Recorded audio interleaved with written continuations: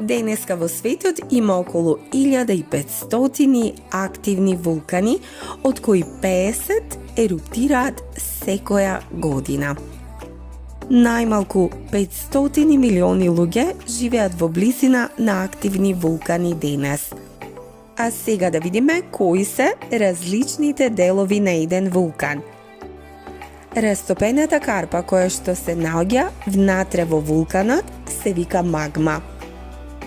Кога таа ќе излезе и ќе протече на површина од земјата, тогаш таа се вика лава. Отворот на врвот од вулканот, од каде што излегува лавата, се вика кратер. Чадот кој што го испушта вулканот се вика пепеласт облак. Повеќето од овие вулкани се наоѓаат околу Тихиот океан, појас познат како Тихиот огнен прстен. Но и Европа има своји вулкани како што се Етна и Везув, кои еруптирале многу пати низ историјата. Кога ќе се појави ерупција, блиските области може да бидат покриени со пепел и вжештена лава. Нивите и зградите може да бидат закопани и затрупани со лава, а отровни гасови и облаци од блескав пепел или кал може да уништат се што ќе им се најде на патот.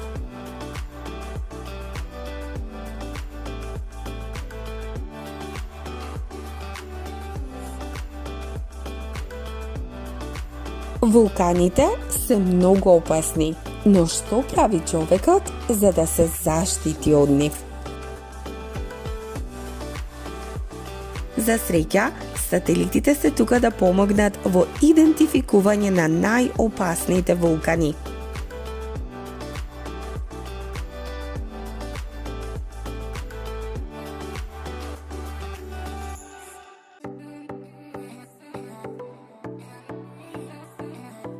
Сателитите ги проучуваат вулканите на многу различни начини.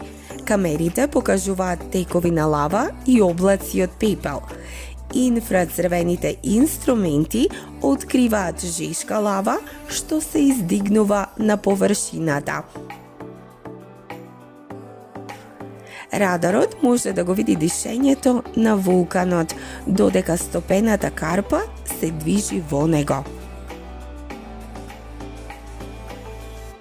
Површинскиот оток од само неколку милиметри може да открие зголемување на притисок пред ерупција.